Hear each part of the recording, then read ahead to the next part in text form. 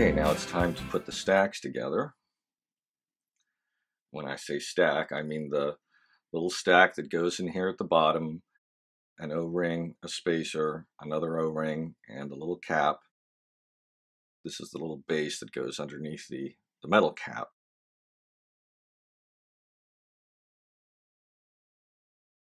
I just put a little bit of green slime in the base there. Again, if you've ever seen my videos, you know that I use a good bit of this. Green slime helps prevent O-rings from expanding or swelling unnecessarily.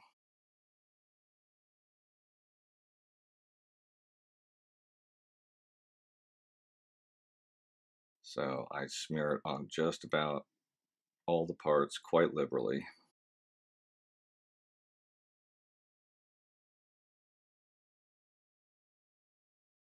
And again, if you've seen any of my shock videos, you know that I like to use a wrench like this.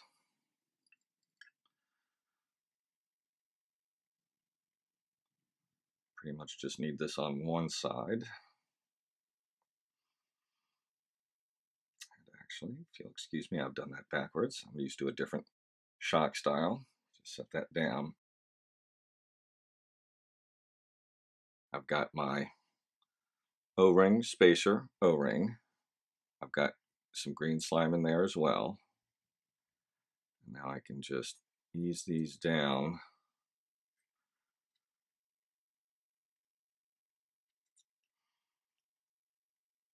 That's interesting. That really is.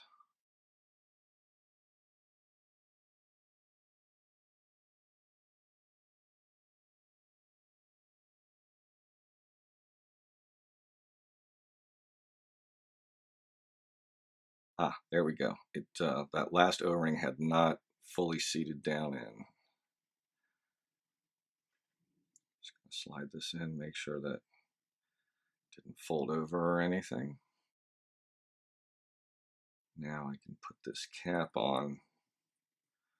Notice though, I'm not gonna tighten this down completely. I'm just gonna get it to the point where it's just touching that plastic cap. I don't want to compress the O-rings yet. So now I'm going to take one of the pistons, make sure my spacer is on there, take a little more green slime, and wipe it onto the threads, and a little bit onto the shaft as well. But the threads are important, especially with these special O-rings. You don't want to scratch or score or damage the O-rings in any way. That's also why you don't want to tighten this cap down. You want that threaded shaft to slide right on through, nice and easy. Then you can tighten the cap down.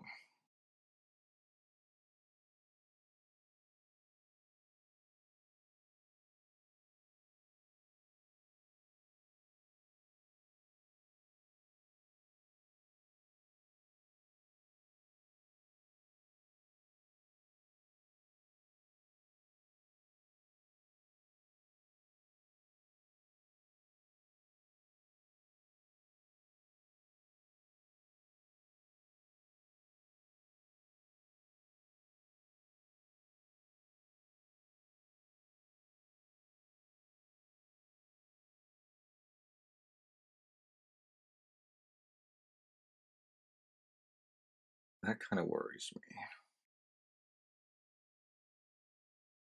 Or this spacer didn't want to drop right on into place.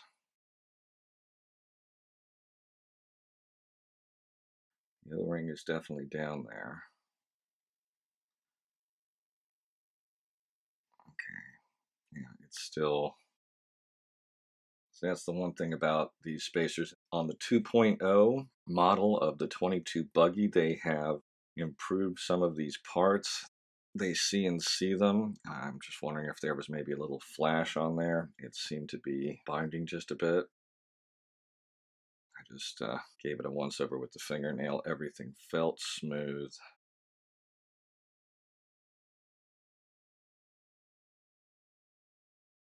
As I was saying, with the 2.0, they've moved to some slightly different seals and internal components there that they've machined. Less chance of any bind. Supposedly it makes for one of the freest shocks on the market.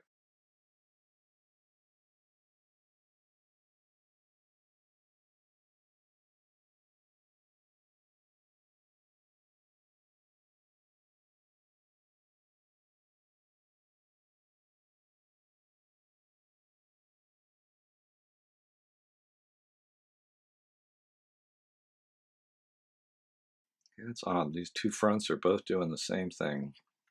I'm going to ease that all the way down, and spacer, once it gets clear of the edge, seems to be nice and smooth. But until it gets in over the top there,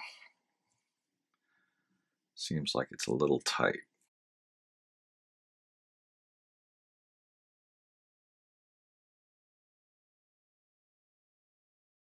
Sometimes it's easier to tighten these caps using the towel, because your fingers are all covered in green slime, and so is the cap.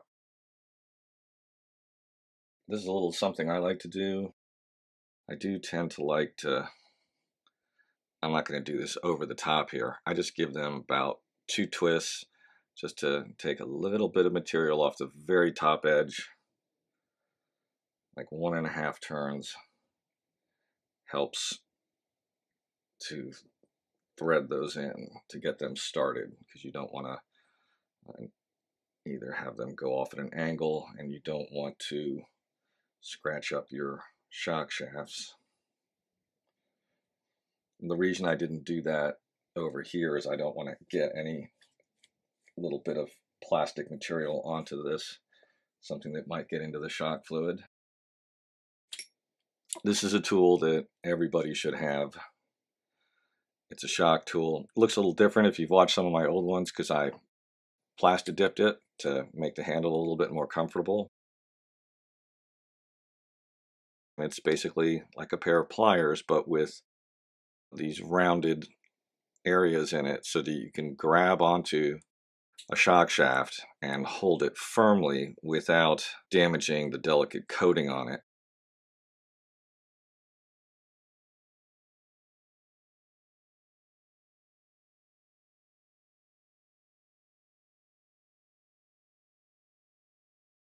You want to get it right up to the base there. The main thing you want to do is be consistent from left to right as far as how far these are screwed in.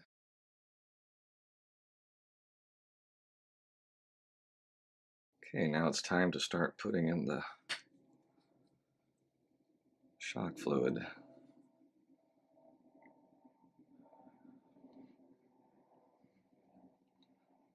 I fill them a little bit from the top. Slowly ease the piston up.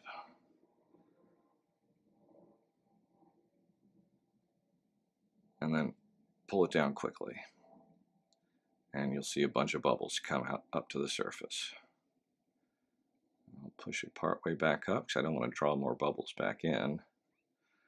And then pull it down one more time. That usually gets all the air out. Set that in the shock stand, let it sit.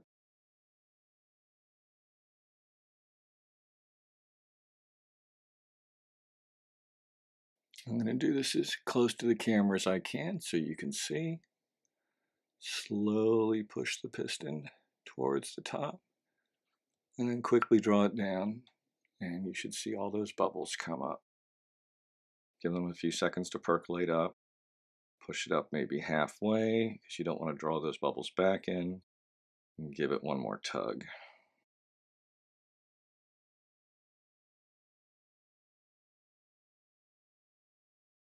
Okay, then just leave these to sit for a while. You want all those bubbles to come up to the top. You don't want any air in there. Okay, while I was waiting, I went ahead and put one of the little washers on each of these small screws. These are the bleed screws for the caps. And I actually think that those little washers are copper, not brass. Either way, it's one of the softer metals. It's going to collapse a little bit and form up to any imperfections in between the screw and the cap and provide a seal. Team Associated used to use very small O-rings, and then on their more recent models, they've gone to a type of nylon or plastic washer. But it's all the same either way. What it is providing a seal.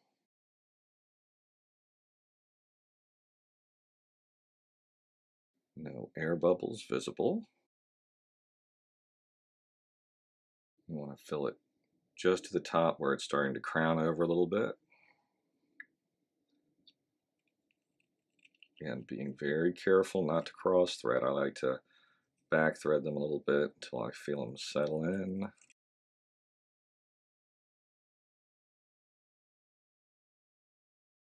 Tighten that down as good as I can by hand for the moment.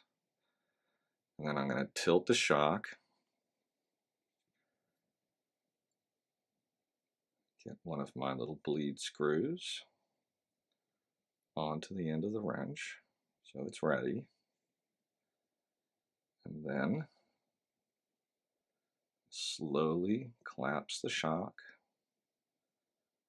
Let it push any excess air and excess fluid out. Push it till it hits bottom. And then go ahead, put in the bleed screw and just lightly tighten it. And you are going to have some extra fluid.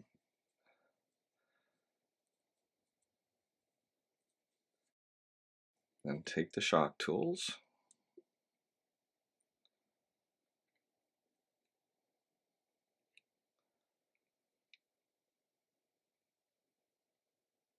And then give it that last little bit of a tightening. And then check the shock. Okay, and we have a little rebound, a little bit of compression. It's nice and stiff.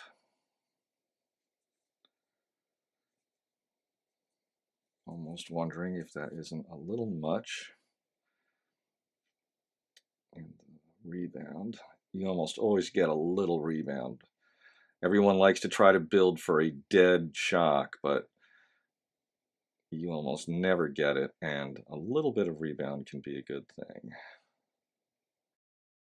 I'm going to go ahead and I'm going to hold this in all the way.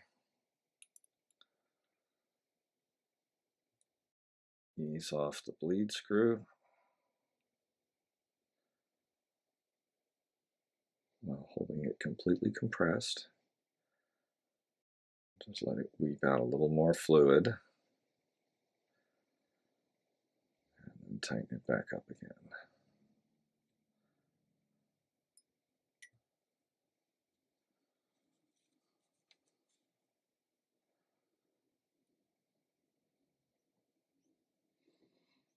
Okay, got good damping.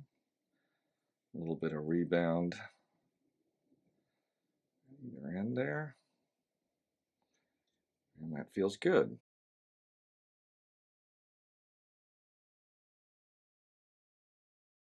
Now before I do the compression, since I had that little bit of overpressure on the last one, might be a good idea to go ahead and, before I bleed, got to keep this totally vertical though while I do this, completely tighten down this cap and compress that O-ring. Because that little bit of extra half a turn, 3/4 turn of tightening at the end may have provided that little extra pressure that caused me to have to bleed it a second time.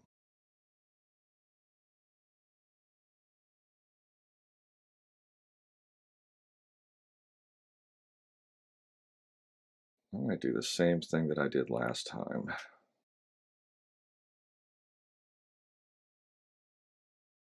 don't even have to take the screw completely out, just back it out and it'll wick a little bit of fluid around the threads. Even a small amount can make a difference.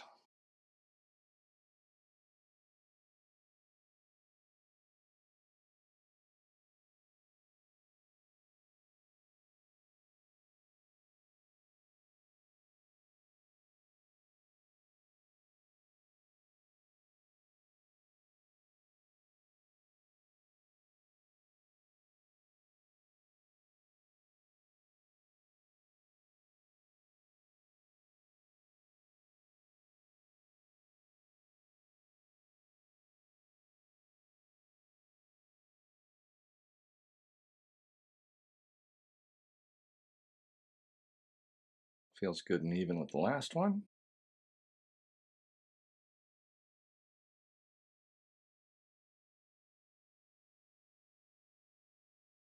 I'm just adjusting preload until it touches down on the spring here.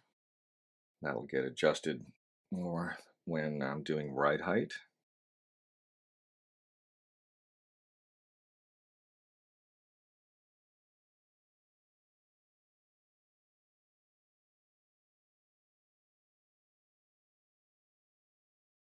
Okay, and you've got a few little spare items here.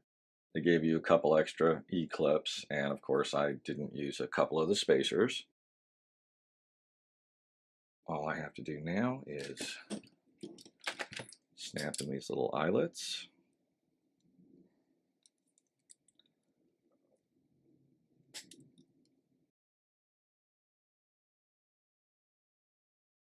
I find that the pliers works very nicely for these because that flat surface against the flat surface of the little ball right there keeps it pointed in the right direction, and it just takes a light squeeze and snaps right in.